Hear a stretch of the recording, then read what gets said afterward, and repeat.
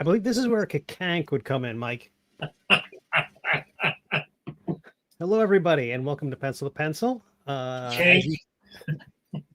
you can tell, our leader, Jamar, is on assignment, on his way, I believe, by boat to Columbus, Ohio, for the yes, the land of the Reuben, the famous Reuben.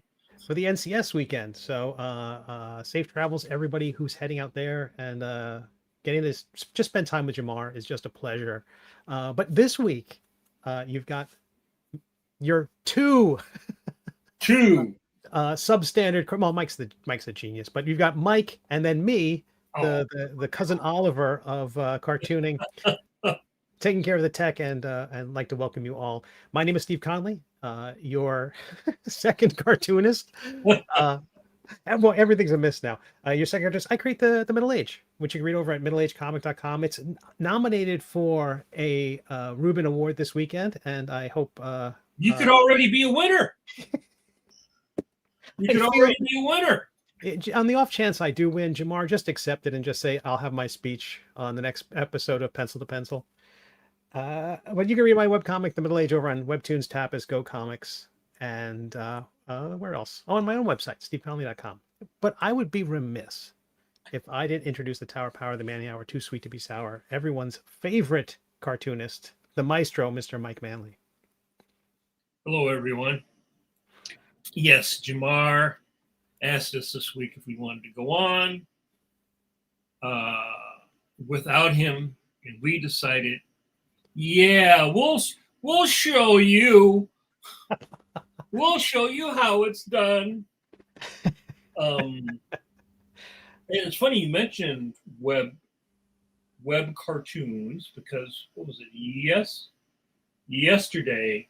No, we always have our Facebook memories. Every day they give you something like years ago that you did, which is getting really long now. I've been on Facebook.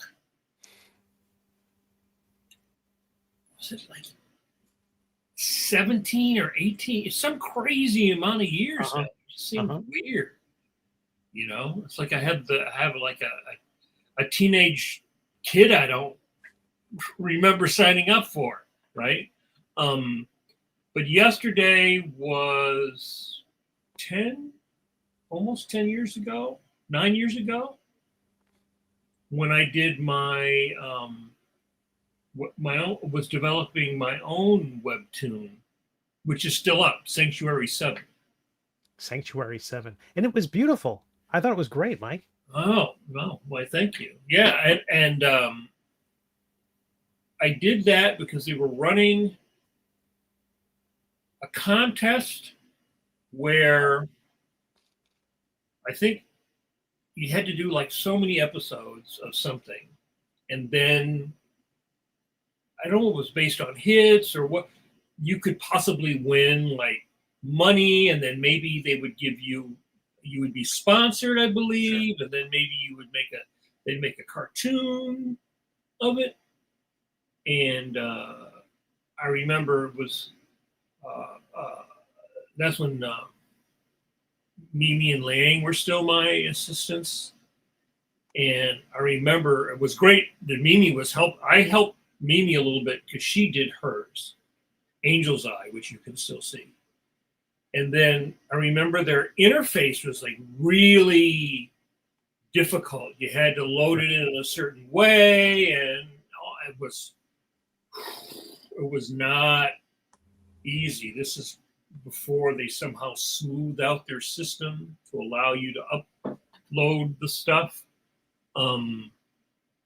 I got Todd Klein to design the logo for me. Oh, I didn't know that. Yeah. I sort of came up with a rough design, and then he made it all look good. That's great. And so yeah, it's still up. But I did 2 episodes. I think you had to do minimum of 3, and then each one had to be so many frames. And I just blew a tire. I couldn't finish the 3rd episode. How do you feel about contests in general? They come up often as like, enter an art contest, maybe get sponsored, maybe, be the poster art for this or that. I remember seeing them all over the place when I was kind of starting out, and I jumped into a few of those, but after a while it just became diminishing returns. Yeah,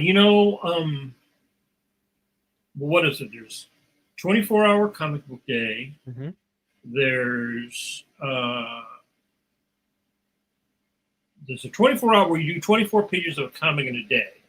Right. And then there's another one where there's comic book day where you draw what you did during one 24-hour period. You like chronicle your day, which I've done a couple times because that's actually easier, like what you did in a day. That's great. I think the last one I did two. I think one was with COVID, and I forget what the other one was. Just like, as a cartoonist, your day is basically the same. You get up. If you have a cat, you feed your cat. You go to the bathroom. You sit down, and you basically, sit in one position and draw all day, right? So, and then I guess there's like the day. Like, what was it? The other day was Spider-Man Day. There's Batman Day. There's this day. There's that day. I always want to do 24-hour comic book day, and I did actually go out like 10 years ago, maybe a little bit more. Yeah, a little bit more now, actually, to PCAD, which is the Pennsylvania College of Art and Design, Lancaster. And I went out and did the 24-hour comic book day. That's also where Mike Hawthorne teaches. And I went out and was a guest speaker there and helped the kids do their 24-hour comic book day.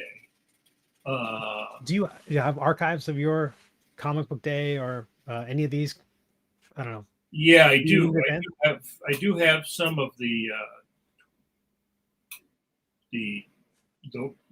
single day one. I'm spacing on the name now. But I've never. That's the thing. When you're a professional and you're working all the time, those other things sound like, oh, that's a lot of fun. And then you go like, damn it, that's the day I have to turn in my week's script. That was yesterday. That was yesterday. Yeah, exactly. It's always like the day that something is due, So I now I don't know whether and the interesting thing is that year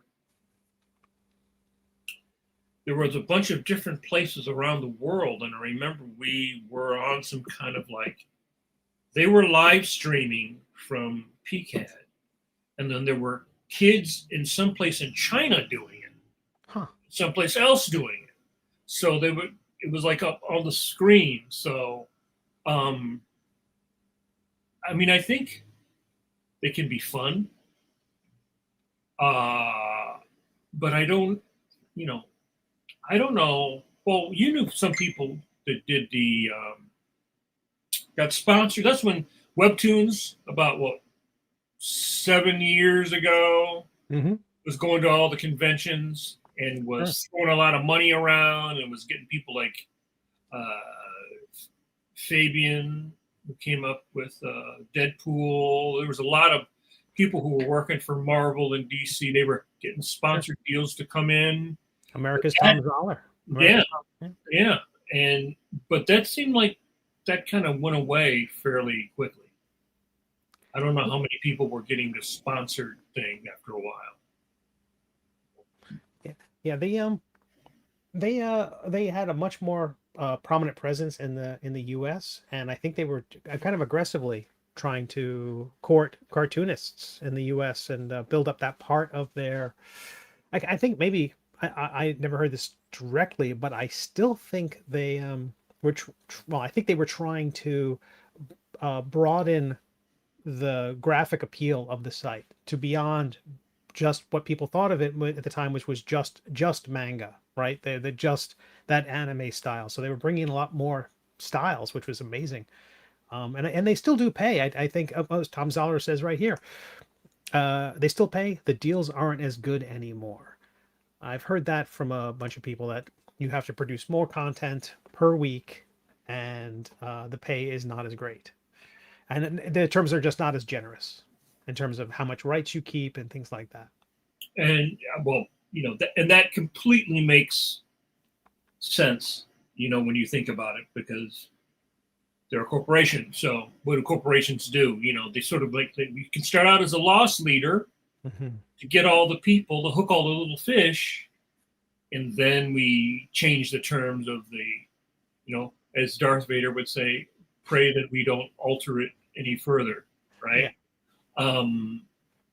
But yeah, I do remember, because I actually went to a show in Philly where they were there, and I talked to a couple of people. But I also think there was a guy who was running it, and then he left.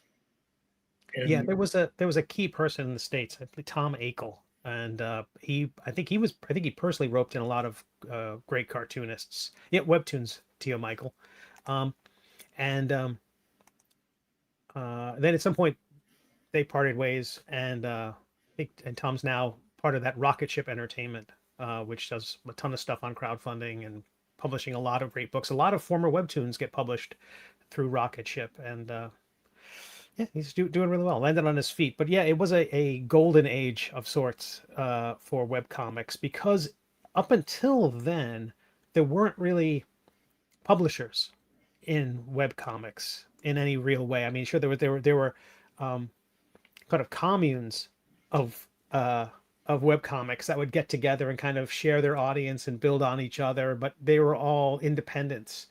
Webtoons, I think, was among the first publishers who were footing the bill for the creation of the work. And that was when they were run by a South Korean phone company or something like that, right? Yeah, Line, Line. Yeah. So nobody has really, that I can think of, has come along since then and sort of replicated that, right? No, not that I'm aware of. A few have tried, but everything is kind of, all the online sales are kind of in disarray, because you're kind of dealing with sponsorship. You kind of want to grow a sponsorship audience, and they'd move toward interesting ways of trying to monetize beyond ads. Because if you're just going to do revenue share, then there's generally not enough money, because an ad's only going to give you a penny per view, if that. Probably not a penny, like a micro penny, right? Yeah, Spotify amounts of money per exposure, and that hard to sustain a model with that. So they started doing things like, you could read the entire archive of some of their exclusive comics, but if you want to read the 2 latest episodes, you have to pay to see those. So enough of a public audience, enough of a public archive that you can have casual readers come in and find a lot of great content. But if you want to see the very latest episodes, you've got to pay a little bit. And as Tom's saying Naver, that's the parent company, and mentioned some others that try to move in and do some deals like Webtoons, Manta and Tapas. Tapas is still around, but they're mostly, as I understand it, they're mostly like the kind of wide open YouTube of Webtoons. The Canvas section, I think Tapas is largely just people who post there. I still post my comics there. And Tapas is also part of, they also do prose fiction as well, so they're not just focused on comics. One of the things I always thought was that if it wasn't carefully curated, then there would end up being so much material at some point. How do you get, separate the wheat from the chaff, as they would say? There's just so much material, and a lot of it, to me, which is sort of my overall critique of a lot of the manga styles, is that it tends to look, because the stuff tends to be simpler, number one. And a lot of it looks very similar. So if you don't have a very punchy, unique style, your characters don't really look, if you're just like the average manga with the person with the manga hair and the big eyes, and they're all wearing the Japanese schoolgirl outfit or some derivative of that, how do you stand out? Because the average person as a teenager, which is their audience, is probably not that discerning at that point. You know what I mean? You're just looking at 1,000 things that all very small, that all kind of look, like you would never confuse Popeye for the Simpsons, right? Right. And you would never accuse, you never confuse a lot of the old styles of cartooning that you would see in the newspapers. Sure. I think we kind of blurred closer together now than we used to. Well, I would say certainly if you looked at 90s comics, every new comic that came out after Image looked a lot like Image. There are prevailing flavors, and people tend to draw like the material they're reading. Yeah. Right. So, I mean, it's with so much being, I mean, you can't shake how such a big influence, I don't know, Sailor Moon and now One Piece are. Like, I mean, One Piece is going to affect how so many people draw. There's just so many things that come out. Dragon Ball. Right? Yeah, exactly. And you would see comics that I'm sure people brought their portfolios up to the table and it looked just like Dragon Ball, or it looked just like Perez for the longest time, and then it looked like Liefeld for the longest time. So it's just a prevailing style, and I do think anything derivative will, especially when you're new, really has the flavor of the work you're influenced by, or staring at while you're drawing. But let's take a break here for a second, just Mike, to talk about what we're doing tonight. Tonight is I can find it, a draw-in drawer. Oh yeah, we're already doing the first part. Yeah, and I spent a weekend with my family, and all from New York, and so me saying drawer and drawer is going to be drawer. Yeah, not unkind, but I'm going to be working on some 3D sculpting, and I think Mike's going to bring up something as well. But I'll be sculpting, but I don't want to lose the track of what we're talking about here. I mean, Mike, so when there is so much content, and you talk about this in webcomics, where you're trying to make a splash in a sea of content and a fire hose of webcomics coming at you, how is a reader supposed to find your work? How are you supposed to stand out from that crowd? And it's kind of the deal with comic books as well, because when distribution opened up, when it did, suddenly there were just a ton more publishers. It wasn't just DC and Marvel picking winners, right? Deciding what's going on the spinner rack. Suddenly, Yahoos like me could throw our hats in the ring. It was a lot harder, though. The thing is, it's still hard to draw whatever you had to draw, the minimum of like 41 panels or whatever their thing was. Right. So that's still effort. But there's a lot more hurdles to go through to publish a comic book than to do a webtoon. Because then you got to deal with a printer, you had to deal with the distributor. Webtoons were basically like, you can do your thing. You got to draw it in this, in this DPI, in this format. You got to save it as this, JPEG, whatever, PHP, whatever. You got to throw it on this little server thing in the order that you want. But the difference is with Diamond, if you didn't get enough initial orders, they're like, sorry, kid, you came in 250 issues too close, too short. We're not carrying your book. So you actually went and did all the other hard stuff, right? You made the book and everything. You found the printer and all that stuff. And then the last minute they would say, we got 500 orders. Our minimum is like, 2,000 or whatever it was at one point. It was like a cutoff. So if you didn't make that cutoff, they didn't carry your book. You could print it drive around in the back of your mom's Subaru to conventions throughout the Midwest, Sure. you know, and go into the comic book stores and see if you can get people to, you know, Zeke with the cigar box to, you know, buy a couple, or you could just give them a couple, but it made it easier, you know. So what would you, I think we've talked about this before. What would you do if you were starting out today? You've said sometimes that you would do a web comic. Is that a path you would take now, or how would you think about starting?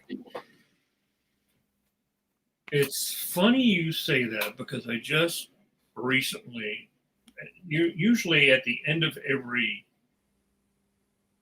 semester of school, I get questions from students who are interested in, you know, you got to get a mentor, or you know, or you got to write people to get questions for your assignment or whatever. And I usually tell every young cartoonist that, you know, you sort of have to adapt to the environment that you're in. So Sure. the environment that we started self-publishing in the late 90s doesn't exist, right? Because when I started, there were still at least 3, if not 4, distributors: Diamond, Capital City, you had Friendly Franks, there were a couple other smaller ones. But if you just got Diamond and Capital to carry your comic, you pretty much could get to every comic book store. Yeah, that was that's all you really needed. Right. But when Capital City went kablam, between my first and my second issue of Action Planet, the orders on my next issue were way more than cut in half, because a lot of the accounts, I think, that were buying my book were actually not Diamond accounts; they were Capital City accounts. Mm. You know, and you know, we're still dealing with the fallout now from Diamond going away, and a lot of the smaller people trying to band together. There's supposedly been some talks of several new distributors coming together to try to take a lot of the indie people and get the stuff to the stores. But I mean, it's a lot of work to do a comic book, just one issue, Right. no matter what, no matter how, you know, how good, how bad, how, you know, mediocre or what. It's a lot of work. And so the thing that you have on your side when you're young is your youth and your energy and your time. Yeah. All of which become compromised in your 20s. The more you move through your 20s, you're not as young. You usually have less time, because if you're not a professional full-time artist, you're having to do something else to make your living, which means that your time is already going to be compromised. And so I would use social media again, which is really compromised now for everyone because of the algorithm. Yet and still, I always say that if somebody is good, if something is hot, people know about it within a couple of days. It's still that way, you know, between Blue Sky and Meta, which is Facebook and Instagram. I think Threads is worthless, but so I would do a free web comic and post it a couple times a week to get people to see your material, because that really is the key. If nobody knows you exist, nobody's seeing your stuff. Even publishers look. I mean, everybody's looking at we're all desperately scouring the internet every day for stuff. So I always say that's what I would do, because then you have a global audience, right? The thing about print is print, just because of the way the pipeline is compromised between you and your potential reader, it's not like the internet. If you put it up, it's always going to be there from the first day you put it up, and you just work at trying to build your audience. Right. But in print, it's there. It's live from Wednesday to Saturday, the week that it comes out. And then the next week, it's shunted from the new week's worth of comics onto however each individual store sets up how they deal with the flow of new issue to backstock, right? Does it sort of like slide around the wall? So here's the new stuff, and then the new stuff gets pushed to some form of alphabetical order, or does the retailer put the indies with the indies and the Marvels with the Marvels and the DCs with the DCs, or is it all alphabetical? You don't know. It's different in every store, really. So I would still say do the web stuff, because if you build it, they can still keep coming. And then you have an archive. Right. They don't have to go into the store and go like, oh, yeah, I ordered 2 of that book, but yeah, I don't know. Did I order the 3rd issue? I don't know.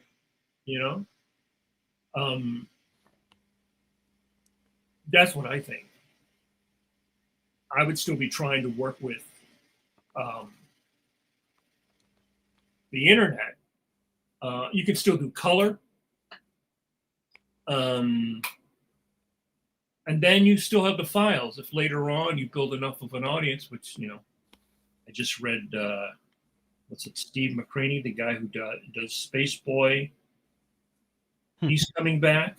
And that was a strip that was fairly popular on Webtoons. He's coming back, starting Space Boy again.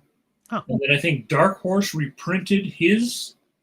There's a whole bunch of back issues. So, it all works out. I think I've heard of Dark Horse was reprinting quite a few web comics. There's a question here. Well, first I want to comment on what Scott Kurtz said. Hey, Scott, Webtoons is just where the kids are online. That's really all it has to offer. Webcomics audience used to be young people reading websites at work. Now it's kids on phones. Yeah, 100%. Right. Well, and that's the other thing is that, so we're talking about literally a generation now has come. Maybe 2. Because I remember when PvP and Strong Bad and all those guys are doing stuff. Sure. And that was huge. Happy Tree Friends and all that. That was back in the early 2000s. So you have now had a whole generation of readers come and go since then, right? Those people that were reading it at, I don't know, the early cell phone kids. Those kids now are 30. How many of those kids are still reading any comics, right? Because there's people who go, the thing about when you're young, you might just get into something because your friend's into it. Sure. Then they're not into it anymore. You're not into it anymore. You're into something else different, right? Yeah, we are the weirdos who have kept... A lot of people drop these hobbies and we keep going. Right. And it used to be in regular comics, print comics, that the average reader read for 3 years. And there was always a fresh, I don't know. I started reading probably when I was 4 or 5, or looking. because I posted the first Superman that I remember on my Instagram, and I think that was from the fall of 1965, which would have meant if it was before October, I was 4, because I turned 4 in October. So I know I started looking at comics then. So, and you're right, I was hooked from that point. So if you start when you're 4 or 5, then you went to your 10 and maybe middle grade, maybe you start to like other stuff, like maybe you like cars and you like, I don't know, whatever kids get into, Pogs. Right. I remember Pogs, right? So as a kid, you always started getting into different stuff, right? Comic people, you had people who were collectors, and then you had people who were collectors and readers, and then you had people who were just readers, and then you had people who were collector, reader, and artists. But they said every 3 years you would switch over. But you had another feeder band, right? Like maybe your uncle or your cousin or your older brother would give you comics. Right? Scott added a note. I just now took down all my old websites and online archives. If you want to read PvP, you have to buy the PDFs. Right. It's a great position to be in. And a testament to the popularity of Scott's work. Bill O'Donnell says, funny enough, someone cosplayed as Trogdor the Burninator at San Diego Comic-Con this year. I got a question here. Cruisin' Bill asks, with how bad these companies continue to treat artists, why do you think we haven't seen a company of artists startup co-op style? Sorry if I mangled that. A company of artists startup co-op style. It seems like it would succeed without the greed. I mean, we could talk about maybe, was Image that? Was Legend that when it was under Dark Horse? What do you think, Mike? I think it would never work. And I'll tell you why. Because artists are terrible at cooperation.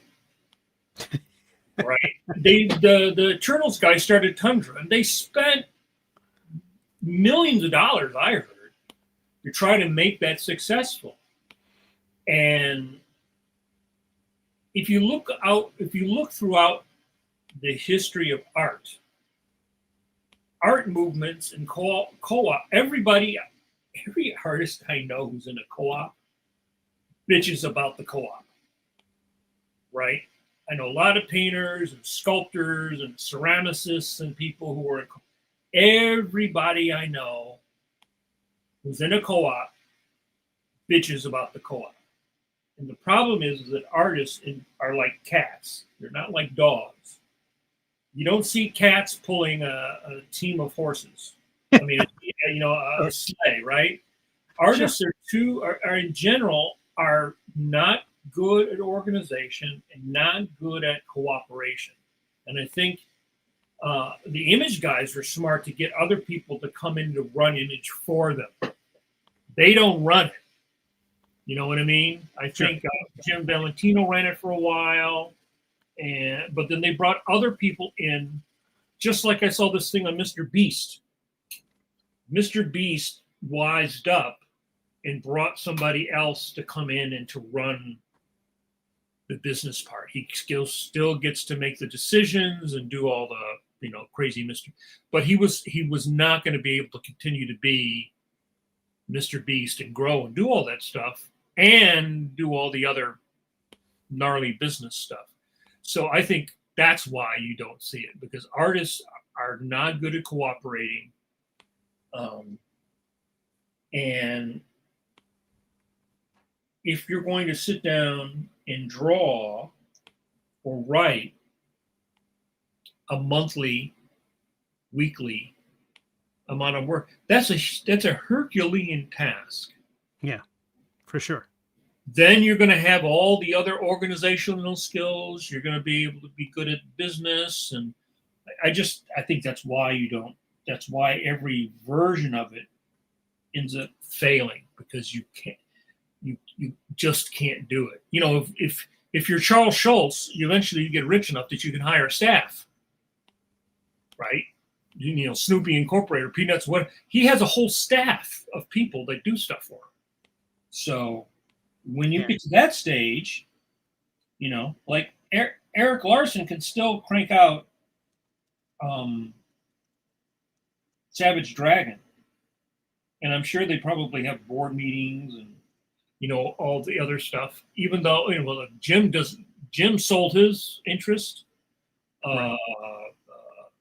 So you don't even have all the original guys in Image anymore, right? So if you look at the Impressionists, what that movement lasted, 7 years? The Beatles lasted 7 years. About 5 to 7 years is about as long as you get, you know. And the average art organization, I think, before the wheels come off and people start getting really pissed off and going like, "You're a sellout."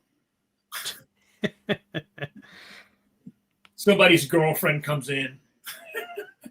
somebody turns into Yoko at some point, right?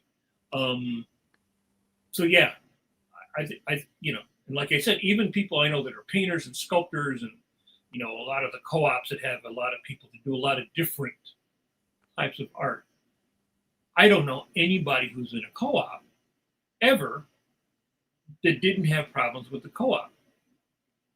You know, even if they did the thing where like, now we're going to rotate and you get to be the boss for a while. Well, I didn't like it when Susie was the boss, or I didn't like when Bill was the boss. And you know, it's that's why you never saw one of the reasons why you never saw a union in comics. You know, Neil Adams tried. He tried with that one where like Stan Lee was going to be involved, and then it turned out like, oh, well, maybe Stan Lee had different motivations than Neil Adams had. Right. And the only example I can really think of where there was an organization was an animation when you ended up getting the union, but it was a very different type of situation, because basically Los Angeles was like Detroit. It's a factory town. And what they made was film. And everybody went into the, you know, all the animators at Disney went into Disney. There's an actual physical site. Unlike, what I'm doing here is, I had started this several weeks ago on the podcast, so I figured I'd just finish it up. Love it. Anyway, because everybody went into the Disney building to work. Right. There was a boss. There was a boss. They actually had strike funds, and it ruined people's career. There was a picket line. Let's say you tried to do that. Well, you can't have a picket line with Marvel, and you can't have a picket line with DC. Is John Buscema and Steve Ditko going to go out there and stand in line next to, you know, Neil Adams and George Perez? Ditko might be a bad example, but yes, no, he would not. Right. Is some guy who's got 3 kids going to college going to say, well, yeah, you know, I'm going to stand in line and I'm not going to work? And no, it's just, you know, they tried with the ProCon when it was at the WonderCon. Nothing, you know, I went to that. I think they had 2 of those. And, you know, the sentiment is always the same. We should all get together. We should all band together. We should all try to work for the benefit of each other. But, you know, the fact is, it's unrealistic, because unless you're unless somebody is going to be, unless we're willing to crush, there's a real penalty. Like at Disney, there was a penalty. If you went across the picket line, your fellow animators were going to be really pissed off at you. Right. And there was a lot of people like Bill Teitla, Art Babbitt, guys who were superstars with Disney before the strike. And Disney held a grudge, and their careers were greatly diminished. Bill Teitla went from animating, Night on Bald Mountain to Popeye cartoons. And that was, in the business, that was definitely a demotion. Animating The Incredible Mr. Limpet is not the same as animating, being, one of the top, considered to maybe be for a while, one of the best, if not the best, animators at the most important animation company. So I think Tom Zoller adds, isn't that artists in general? I mean, there's no musician co-op or film co-op. United Artists tried for a bit, I guess. I think that might have to do with artists not feeling equal. I think. Well, you're not. Yeah, there's pecking order, and then people are going to go, "Hey, I'm as good as so and so. I'm as good as such and such." Right? I mean, yeah. And I don't mean all artists have that kind of sense, but there is often people who are like, who I don't know, who just seem to look down on other cartoonists, or it's jealousy, man. I'm telling you. I learned you learn a lot about that as a professional in the business. The people who shit talk other people, the people who have grudges, the people who will back you up, the people who will use your misfortune or sell you out to benefit themselves. All that all happens.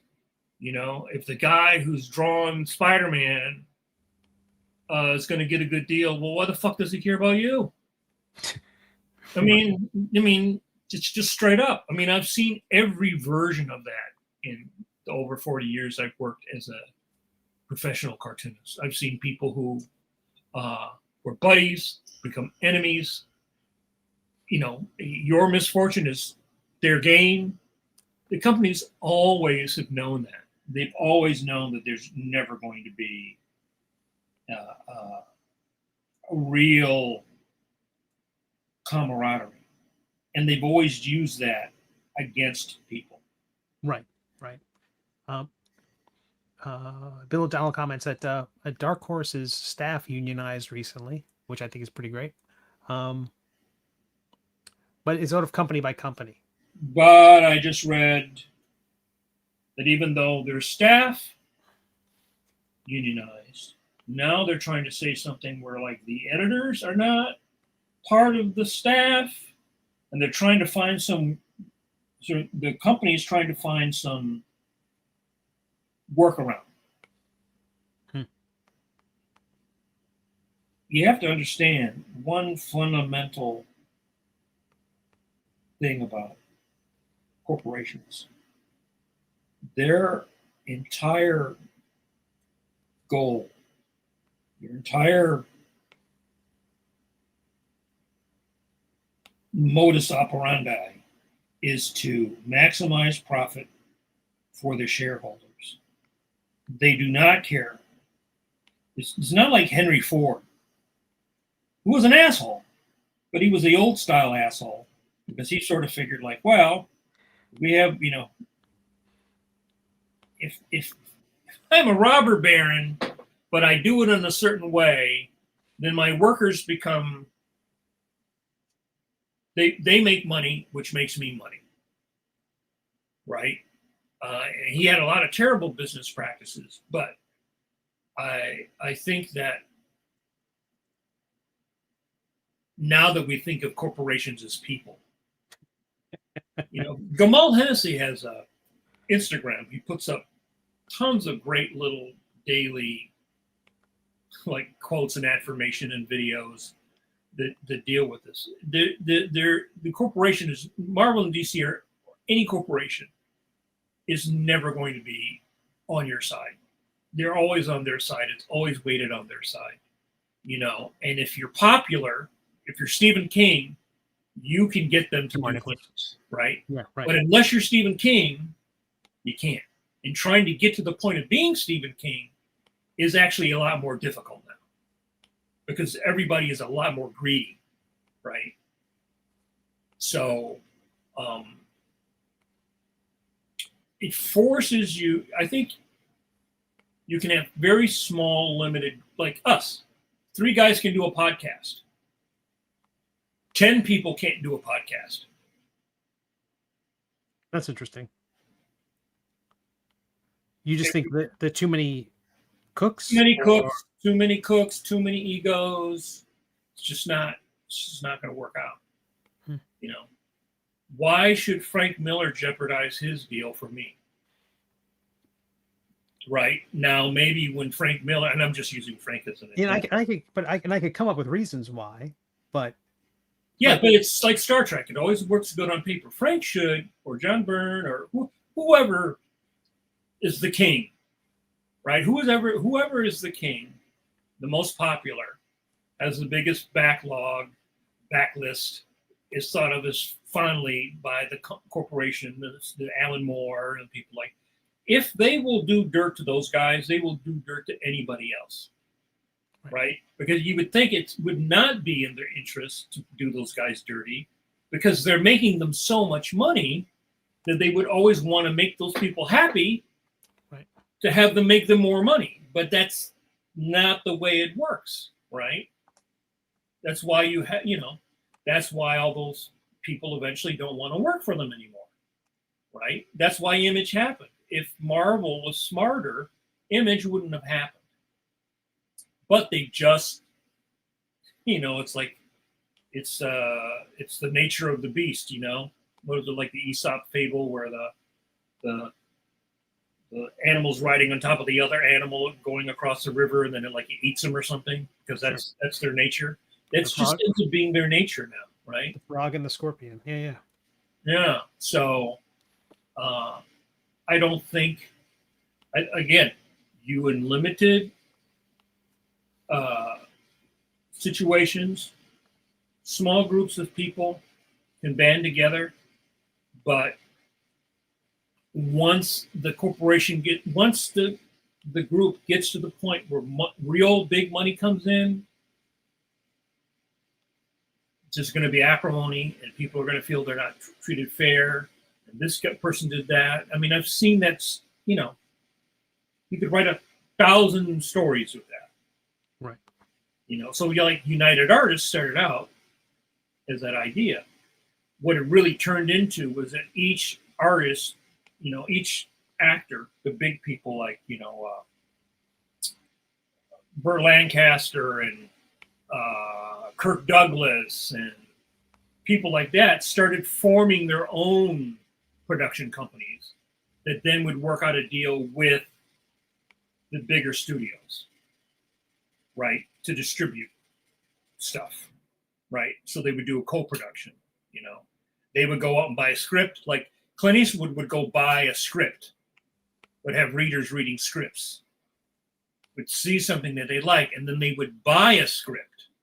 Like One Flew Over the Cuckoo's Nest was Kirk Douglas owned the rights to that for years.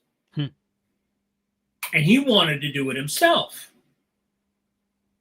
But he ended up not doing it. But he owned the rights to that for a long time. I was just reading, I was watching a thing on Ned Beatty having the deal still with Dick Tracy. Right. I've seen that. Right. He does these little short films every once in a while to right. Rights. It's right.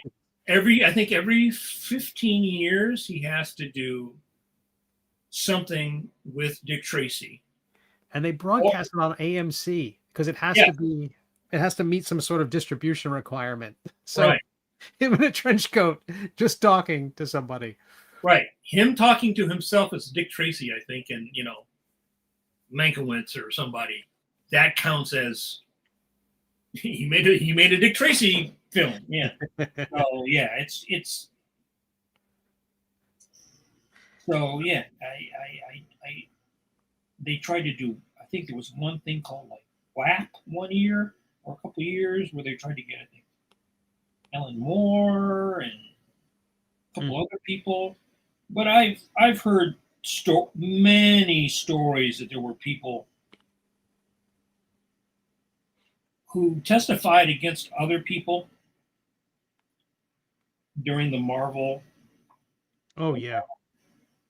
They would go in just because they didn't like the other guy or had some beef. They would go saying, "Oh, I don't remember you ever saying that," So yeah, it's Well, we got Scott added that webcomics tried it and nobody was ever happy. At least talking about a consortium or a organization organized banding together. yeah. But I think that's what you're talking about. The just egos get involved, or I don't know. It feels like there's. I remember when Image Comics formed, people were like, okay, there's 2 superstars or 3 superstars, and then there's the and all the rest. I could tell that there's always this kind of Do you want to be the professor or Mary Ann? the pecking order. Yes. D Parson, hello from Columbus. Hello, D. I think I saw a social media post. Glad to see you arrived in one piece. I'm very excited for everyone at NCS. Just to recap, the reason why Jamar is not here is he is on assignment. He is on his way, or may already be. As the second vice president, he's got to be there. Run the show. Powdered wig. Yes. He must be there to make sure everyone's wig fits. Sean Chai adds, the problem is the big artists are the only ones with the power to affect change. But even Brandon Sanderson couldn't force Amazon to pay authors fairly. Yeah. Well, the thing is that you have to decide what's important to you. In the end, that's really what it comes down to. What is important to you? For some people, they want total control. They don't want anybody to say dick to them. It's like, this is the way I want to do it. This is the way I want to run the railroad. This is the way I'm not going to compromise. I'm only going to do this. I'm only going to do that, which is fine. But then you're going to do everything yourself. And there's a lot of people who really, you're talking to 2 people tonight who actually do enjoy the process of doing everything yourself. One of the things I enjoyed about self-publishing, and I'm assuming that Steve is similar here, is I enjoyed all aspects of self-publishing.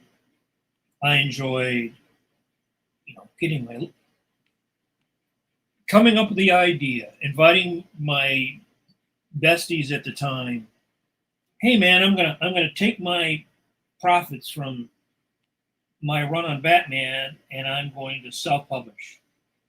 Is there an idea you want to do?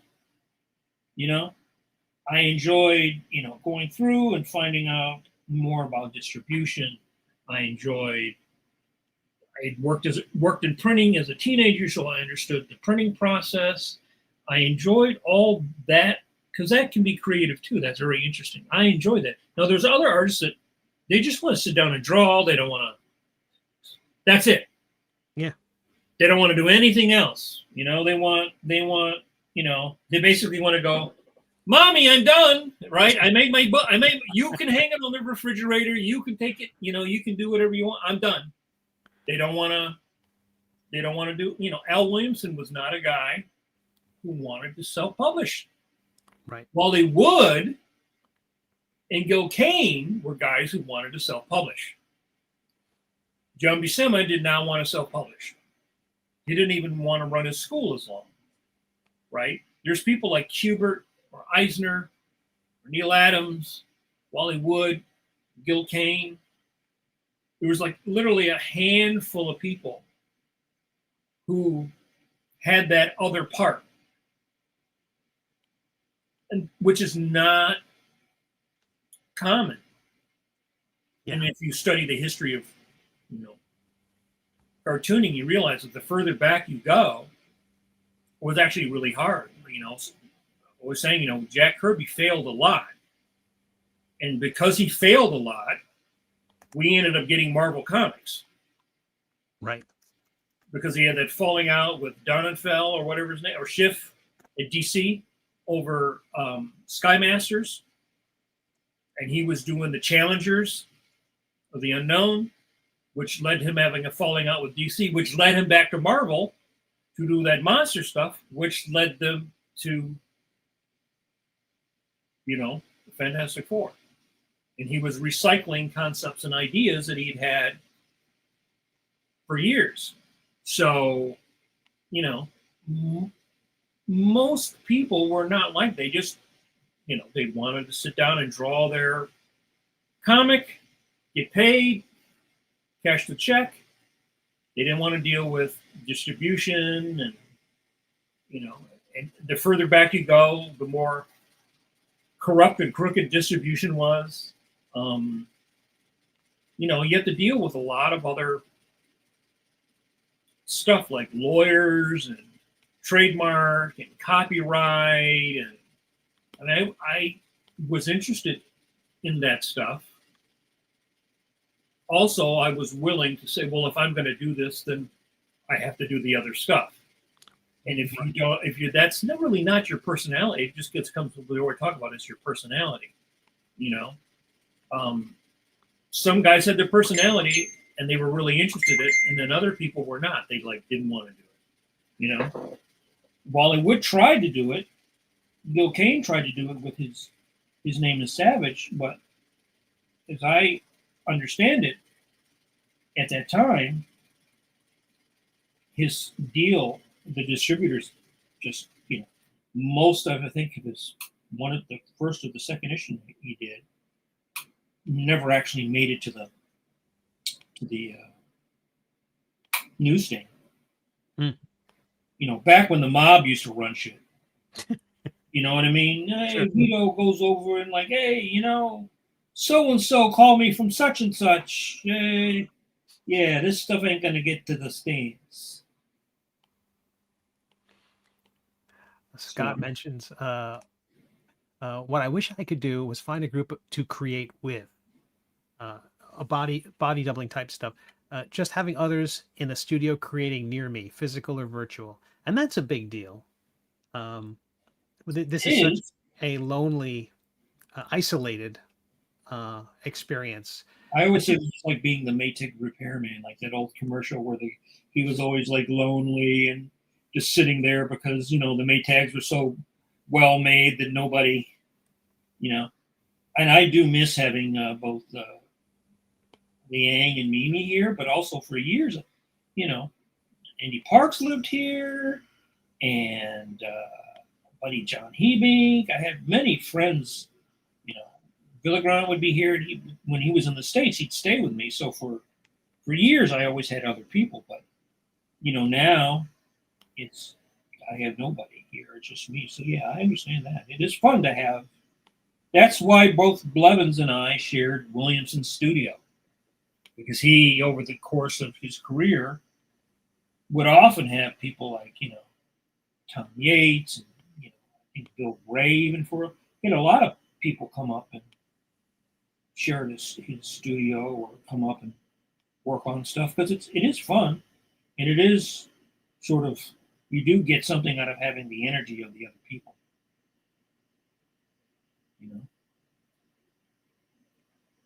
Sean Chai mentions you can do that. There are share spaces, or you can have some friends and just open a Discord channel. That's true. That's true. Yeah. That has saved a lot of us during the early COVID years. I still have my Zoom. I actually Zoomed with Mimi today, and I Zoom with my buddy John Hebink and mutual friends of ours once a week. And I still have my Zoom channel, and I still Zoom with people. Although I do think that what happened was there was a lot of people who were really into it, and then they were sort of required to do it for their job, and then they hated it.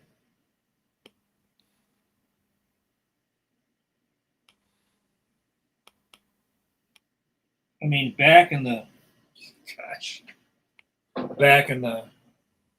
days of MCI, Blevins and I used to talk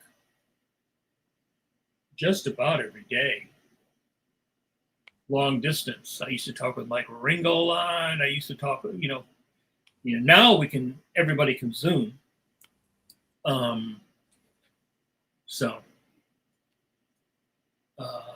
But yeah, so what you could do is you could get a Zoom, and you could set up a private chat group on, or like a Discord, basically, or even on Facebook. I mean, I ran a chat group for decades off of Yahoo. It was just all my professional friends. I still have a version of it. It's invite only. It's only people I know.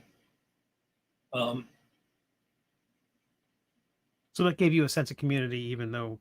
Yeah, you had a sense of community. You also had the most important thing about the sense of community is trust.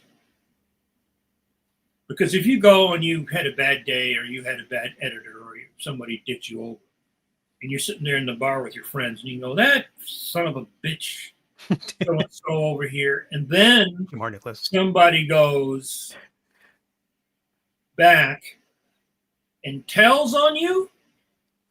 Oof. Oh, right. That has happened, hasn't it? Yes. That happened to me. Oof. That only happened twice. And I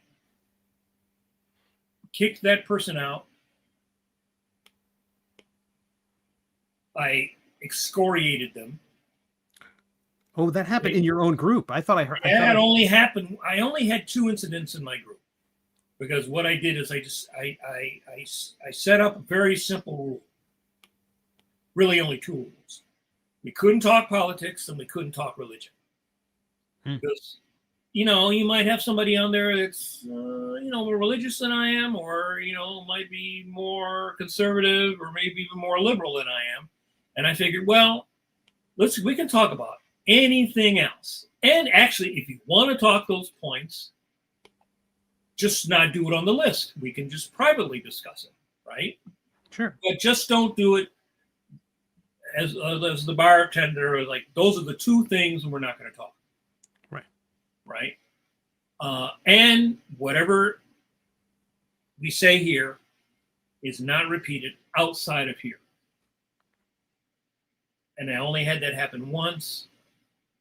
I kicked that person out. That person apologized. But I ran that for a very long time. But I was also very careful about who I invited into my club, my bar, my private club, based upon knowing their personality. So I only had one incident where 2 people could not get along. And I'm like, you don't have to get along. Just they don't have anything to do with each other. And right. If you want to, but it came down to these people were threatening physically to threaten another person. And I'm like, you know what? Fuck that. If you can't control yourself, you're gone. And I heard someone say something really, I didn't realize it until pretty recently, but that a community is only as good as its moderation. It's defined by its moderation. Right. Like, if it's just a free for all, then it's just no. Yeah. And I'm a pretty easy guy to get along with, but this one person just would not take no for an answer, so I had to know them out of the group. And I think that person is still friends with other people who were still in the group, but it's like, you know, you don't have to like this other person. You may, whatever. But, you know, I remember I had come home from teaching or school or something. And this is before I think I had a cell phone. Maybe just when I first got a cell phone or something. Anyway, I came home and there's like a zillion messages and there's this big fucking flame war going on. And I'm like, what the hell? No. And the one person couldn't take no for an answer. So you got to go, buddy. So I think you're right. The secret is careful curation, right? That's why basically all the Facebook groups, the bigger they become, the shittier they become. If it's a public group, it's almost always going to end up becoming a shitty group because people they're just like not going to want to get along. Right. You know, if you had 30 artists, 5 are going to be problematic. 2 are going to be assholes. Right. And they're going to ruin it for everybody else. That's always been my experience. Right? That's why I'm saying, like, if you have a co-op and there's 30 artists, right? 5 are going to be problematic. 1 or 2 are going to be complete assholes and make everybody else miserable. And there's going to be a lot of meetings because of those couple of 1 or 2 people. And they're going to exhaust everybody else because of that. And I've seen that happen over and over and over and over and over and over and over again. So I think you could have a private Discord, a private chat. You could have, send me an invite. I'll show up. But you got to keep it. You got to keep it limited, and you have to be willing to say that when somebody screws a pooch, that person is gone. Yeah, if they make it an unwelcoming place for other people, or if they don't, I mean, I think part of it was like you need to have off the record conversations sometimes about projects you can't talk about publicly. Right. Or even people that you feel you want to talk about, but you're not going to go on your public forum and shit talk your editor that you just had an argument with. Oh, gosh. Yeah. Right. And then if you go on and you talk with your buddies about this shit, your editor that just shit you, and then one of those people goes back and says, I heard Mike Manley say that. And people love to do that. They some people love chaos, and they love the tea, as the kids say. And they want the tea, and they're willing to throw you under the bus. I had that happen once with a person who was an assistant of mine at one point. And that person, I heard from an editor, said that person was in the office and sort of selling themselves at my expense is, I guess, the way I could put it. And that was clobbering time. So, yeah, you have to be. So I'd say, if you have a core group of 5, 6, 7 people that are sort of your besties, and you want to, I did this during Zoom. When the Zoom first came out, I would, and I still have that group of people, and occasionally we still, not as often. Some people don't answer the call, but I think you could do that, and you could basically run your Zoom all day while you sat there and everybody draws. I'm really good at doing that. I'm really good at drawing, like I am now. I'm really good at drawing and talking. Some people can't. They get too distracted. They can't do it. There were in the early days of Comic-Con.com, it was a web community that Rick Veitch and I put together in the late 90s. Pre-social media, but it was kind of basically a forum, like early message board forum. And one of the things we had was we created, basically I I was maintaining all these little websites for people long before they had websites. And I remember the number of cartoonists who would ask for edits, and like they would just call, and I could tell they had nowhere to be. They could just stay on the line all day while they're inking or drawing. I'm like, I got to get back to work. I basically needed the phone line to upload the changes. It was a different time. Sean Shai says, yeah, I had to be the one to kick someone out of a group once because of their behavior. It was horrible. I stepped down not long after. I'm just not built for that. I feel that. Yeah, it's, you have to have,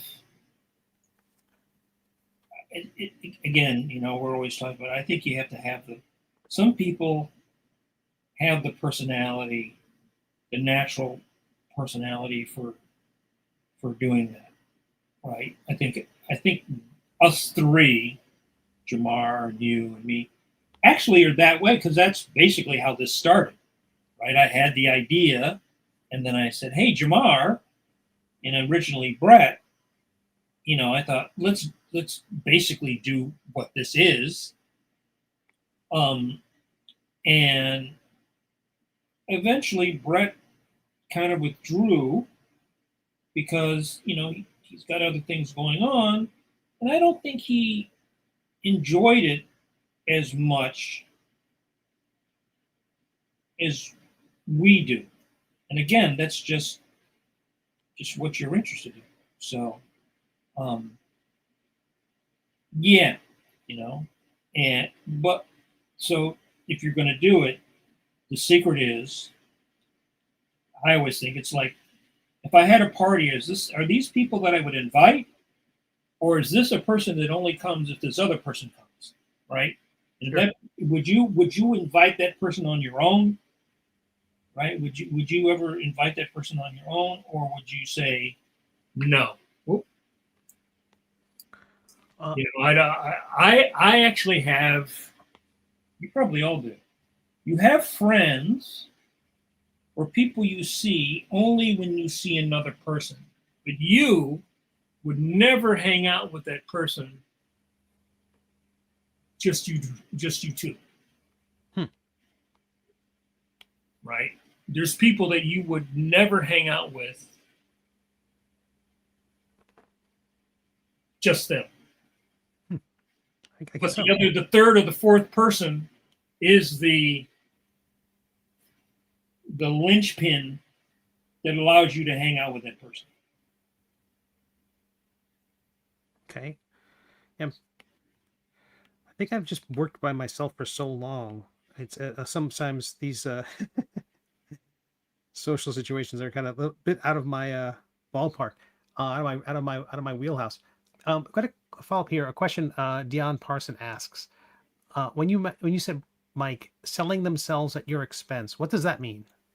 Oh, that's D. I haven't seen that YouTube handle. Basically saying that there were certain things on this job that they did that I didn't do, so I feel like that's me, that's not him, that kind of a thing.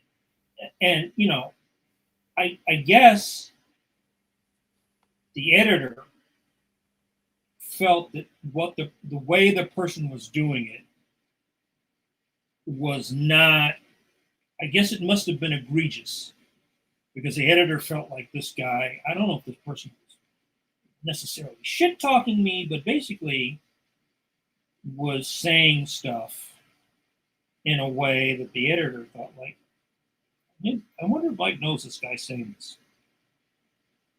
Sucks. So yeah, you always have to be, you know, that's the thing about comics. You always have to be aware as a professional, something I tell the young professionals, you always have to be aware of your surroundings, your footprint, what you're saying. I think, when you're young, sometimes you can be too familiar.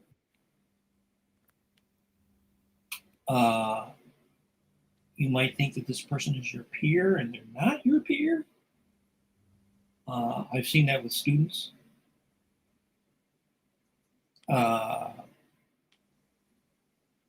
And the business is still small enough, even though it's grown, the business is still small enough that I still know people that I've known for 45 years, right? People that I met at conventions before I was getting in, people I met at conventions when I started, people in the companies that I've known since day one, and as I gotten older, they've gotten older, and same in animation. There are people that I know when I started in '96 that are still in the business, and so if you run afoul or shit talk the wrong person, it might come back and bite you in the ass. Yeah, that sucks. It does, but again, ties into what I was saying about artists not always being really good at cooperating. You would think like, well, that's not a good thing if you're doing that one person did in a way that made that editor call me and basically say, hey, this person is up here saying some shit. Maybe you didn't know that? I'm glad the editor had your back. Yeah. And again, it works. Sometimes an editor will have your back. Sometimes you feel an editor doesn't have your back, right? So if you reversed it, and I felt, and there have been editors, definitely editors, that I would have thrown out a window. There are people that if the people that I have worked with over the years who made me so angry if I had been physically in their area, I would have done like Darth to the Emperor in Jedi. I would have hurled them down the shaft. So if you have that kind of experience, and a couple of people I know about those experiences, a couple of people I know have had similar experiences, so you could commiserate with that person about that situation, right? But if you're in a public group and you don't know who you're talking to, and that person could have been that guy's best friend, or that guy could have, right. Probably a really good example would be Jim Shooter, because Jim Shooter was sort of a lightning rod. I always got along with Jim Shooter. Jim Shooter was always very nice to me. Jim Shooter was very complimentary to me. I only had one Jim Shooter problem, really, when I was working on Magnus, because Jim liked stuff done a certain way. He was very conservative. We talked about this before with like panel layout and things like that. And he was objecting to the way I was laying stuff out. And I basically said, well, if I'm laying this stuff out and I'm doing a bad job, I'm trying to help you guys out. So cool. I'm done. You can go get somebody else. I don't want to, I'm not going to go be second guessing myself and all this stuff. And they were like, no. no, that's fine, no, don't do that, no. But I know other people, and again, I never had bad words with the guy. It was no cursing and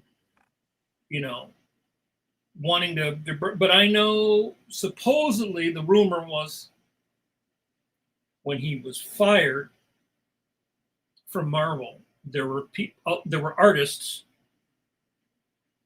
some of them quite well known, who had a party, and I heard that they burned an effigy of him at the party. Right? So Great. I know when Brett and his first wife first moved out east, Shooter was really instrumental in helping him get a contract. Really nice, very supportive. I think actually helped him with some money, because you're a young person moving to New York, and hey, go over here, do this, whatever. Really nice. And then I know other people who absolutely loathed him, right?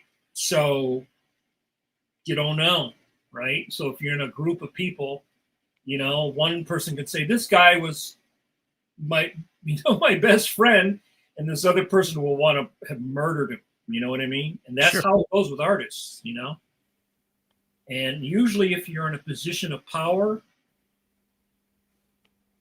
that will eventually happen to you.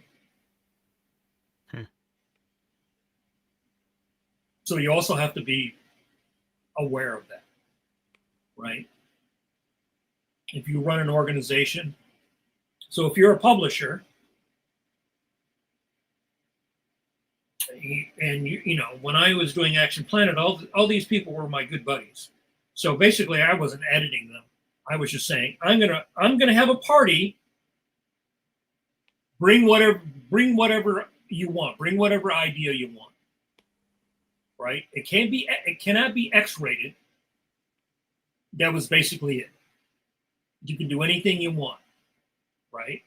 And since we're all friends, we all have similar tastes and similar influences. It was really easy, right?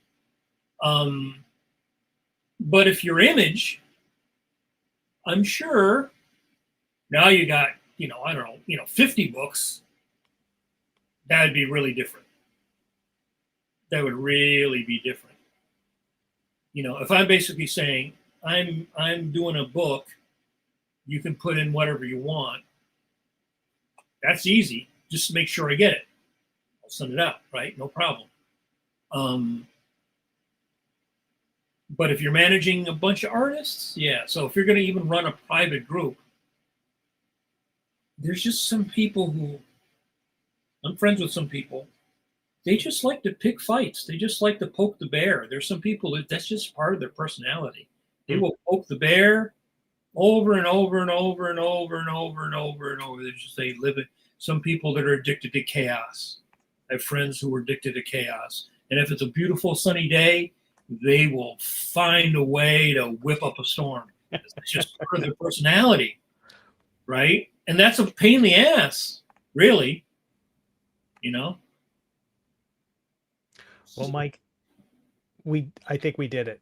Do you want to show your work? Talk a little bit about it's up on the screen now. Yeah, I'll finish this and put this up on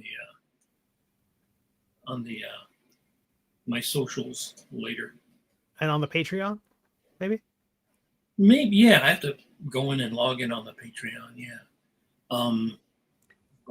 Yeah, so I think, if you want to do it with close friends, there's, I think Zoom is great for that. It makes it really easy. You just, but just make sure that, the people that you're going to do it with are people that you can trust. You don't want to tell somebody something and then they're going to go tell somebody something, and then it's going to end up being a problem for you. And so it really makes you think twice. We all, you got a handful, right? On a handful, how many, maybe it's that many people or that many people, or maybe sometimes it's only one person. You have to really be careful about that, because I have seen it create problems for people. Yeah. And people, cartoonists are like elephants. They got long memories, and you can do something to somebody, and 40 years later, they will have a burning hatred for you. Oh, all right. All right. Well, this is as far as I got this evening, with a little sketch of a creature type from an upcoming D&D book of mine. Basic sculpt of the figure. You really got to tweak the proportions, but starting from a bunch of spheres, shaping them in ways that allow me to modify them, and And it does it symmetrically, right? So if, like, whatever you do to one side of the face, it does to the other side. Yeah, I've created a mirroring, so the pieces are currently mirrored. So the legs will probably come out a little bit, so the feet won't be quite so stock straight. And I'm gonna put a lot more life into it and sculpt the face and things like that. But I start with these kind of balloon animal type shapes, basically really broad shapes, and then refine them down. The next step for me will be to make the pose and take these rough shapes and really get a good stance. Like Will you draw that and then bend it over the top of it somehow? How do you do that? Well, I don't want to go too long, but basically once I create a shape like this shoulder bicep area, this center orb, that center of the shoulder, you see a little circle there. Right. And XYZ, so I can rotate it, I can bring it up, I can raise it out. That center orb, I get to place where I want. I can move that pivot point anywhere, so that if I wanted to, it could rotate around this point, like a propeller. So I put it in the shoulder. I put that point, let's see, I should actually bring it a little bit further anyway. I bring it into that point so that when it rotates out, it rotates in a place that I want it to rotate. Oh, okay. And then I do that, and then I attach things together through this kind of hierarchy. This is on a program called Nomad Sculpt. And so once I created the hand shape here, then the first knuckle of the thumb was connected, and then there's the tip of the thumb. Oh, okay. And then each piece, and as I create them, I put the pivot point where I want them to be, and all their relationships are connected in this chart you see there. So you establish the relationships, which one's a parent, which one's a child, and then when you rotate them together, or they will react accordingly, unless you've screwed something up. So is the palm the parent and the fingers are the child? Yep, and each subsequent knuckle is a child of the previous knuckle. Oh, so it's like so you start at the root, kind of go down then. Yeah, so if I move the base of the finger, all the pieces, these two pieces will also move. And if I move that one, this will move. And if I move the tip of the finger, it just moves by itself. And then when I get it where I want it, I will merge all those pieces together, and can then, I'll just show you right now. So I select them all. Let's say this hand is exactly as I wanted. Then what I would do is I would remesh them all together, basically taking all those various pieces and merges them all into a single piece. So there's no more flexibility in those fingers, but then I can smooth them. So you can add the wrinkles and add all the details I want to add, fix any weirdness from the sculpt. Fingernails, can you make big chip Frankenstein fingernails? 100%. And all of it goes on a little platform where I've got my own little logo imprinted, and that size is relative to among the earlier sculpts I made, which was Sir Quimp. So that'll fit in your printer. Yeah, and fit in my little world. And so I'll share that with so this sculpt will become the model for a painting, reference for a painting, for a creature type for my Wildest Shape book. It's a druid book. And then it'll also be available as an STL for people to a 3D file that people can print at home. So that's what I did tonight. So I'll keep working on that. I'll share what I did maybe next week when JAMAR comes back with a field report. Yes, he comes back hopefully you took a bunch of pictures. Oh, that'd be great. That'd be great. Oh yeah, we should do that. I don't think we've done that. I don't think we've shared photos. We've shared other people's videos, but we need to share our own. But Mike, as always, you were fantastic. You were fantastic, and thanks for running thanks for being the Scotty and running the board. Yeah, I happy to sub in for Jamar. But everyone, you are fantastic. I would be remiss if I did not invoke the name of Drostradamus and invite you all to wash your Kirby hands on your way to the NCS. Everyone is going. Please be safe. We will see you next week. Thanks, everyone.